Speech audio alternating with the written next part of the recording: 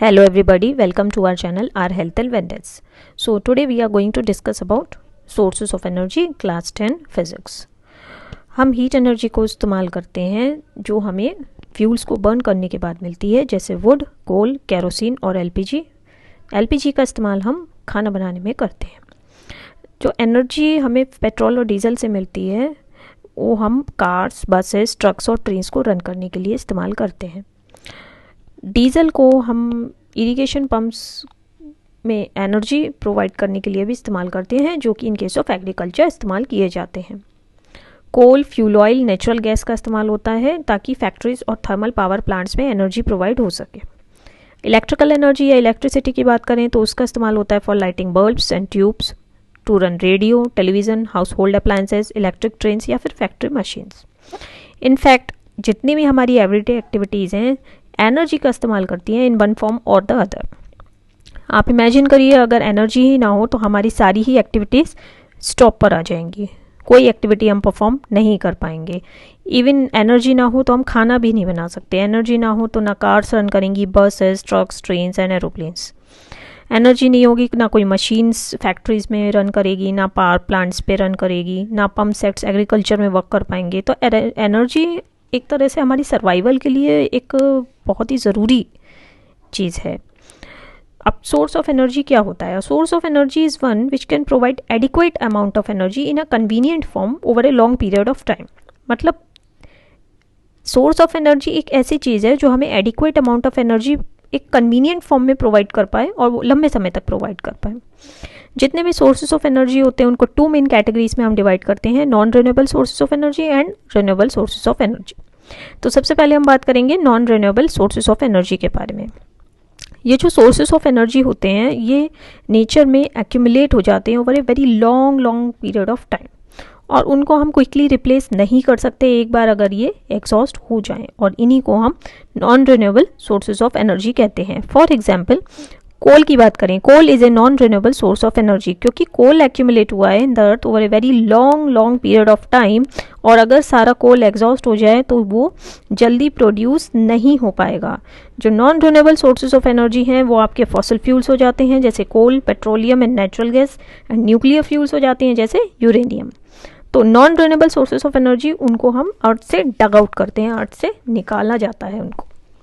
जो non renewable sources of energy है उनको हम कन्वेंशनल सोर्सेज ऑफ एनर्जी भी कहते हैं।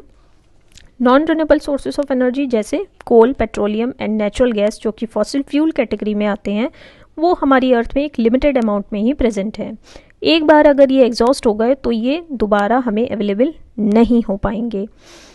न्यूक्लियर फ्यूल्स लाइक यूरेनियम उसको हम non renewable sources of energy में ही की कैटेगरी में ही रखते हैं क्योंकि न्यूक्लियर मटीरियल्स अर्थ से हम जो एक्सट्रैक्ट कर सकते हैं वो भी एक लिमिटेड कैटेगरी क्वांटिटी में है और एक दिन ये सब एग्जॉस्ट हो जाएंगे। Non renewable sources of energy exhaust हो जाएंगे एक दिन, इसीलिए हम इनको दूसरा नाम एग्जॉस्टेबल सोर्सेज ऑफ एनर्जी भी कहते हैं। एक पॉइंट नोट करने की बात और है कि न्यूक्लियर फ्यूल्स को हम non renewable sources of energy में ऑलरेडी कैटेगरी में प्लेस करते हैं, उनको डग आउट किया जाता है, अर्थ से निकाला जाता है, लेकिन वो एक कन्वेंशनल सोर्स ऑफ एनर्जी नहीं है due to some reasons which we read later. Next आ जाता है आपका रिन्यूएबल सोर्सेज ऑफ एनर्जी। ऐसे सोर्सेज ऑफ एनर्जी जो कंटिन्यूसली नेचर में प्रोड्यूस होते हैं और इनएग्जॉस्टेबल है, कभी एग्जॉस्ट नहीं हो सकते, those are called renewable sources of energy. For example wood की बात करें, wood is a renewable source of energy क्योंकि अगर हम ट्रीज को कट कर दें फॉरेस्ट से और वुड को ऑब्टेन करने के लिए तो और ट्रीज आ जाएंगे कुछ समय बाद, तो लॉस ऑफ वुड जो होता है वो दोबारा रिप्लेनिश हो जाता है। The renewable sources of energy आ जाते हैं आपके हाइड्रो एनर्जी जो फ्लोइंग वाटर से एनर्जी हम ऑब्टेन करते हैं, wind energy, solar energy, sea से जो एनर्जी ऑब्टेन करते हैं जैसे tidal energy, sea wave energy, ocean thermal energy. Next आ जाता है आपका जियोथर्मल एनर्जी, बायोमास एनर्जी जो कि बायोफ्यूल से हम ऑब्टेन करते हैं जैसे would, biogas and alcohol, and आपका आ जाता है हाइड्रोजन। तो रिन्यूएबल सोर्सेज ऑफ एनर्जी उनको हम non conventional sources of energy भी कहते हैं। इन सोर्सेज ऑफ एनर्जी को हम बार बार यूज़ कर सकते हैं, एंडलेसली यूज़ कर सकते हैं और वो कभी भी एग्जॉस्ट नहीं होंगे। Since renewable sources of energy will never get exhausted, इसलिए इनको हम इनएग्जॉस्टेबल सोर्सेज ऑफ एनर्जी भी कहते हैं। और तीसरा नाम और है इसका, that is alternative sources of energy. According to हमने क्लासिफिकेशन अभी हम पढ़ा, तो वुड को जैसे हम कटिंग पेड़ काट के हम ऑब्टेन करते हैं, ये आपका रिन्यूएबल सोर्स ऑफ एनर्जी आ जाता है। अब मान लीजिए एक नया प्लांट किया हुआ पौधा है, लगभग 15 ईयर्स लेगा ग्रो करने के लिए और मैच्योर होने के लिए ट्री में।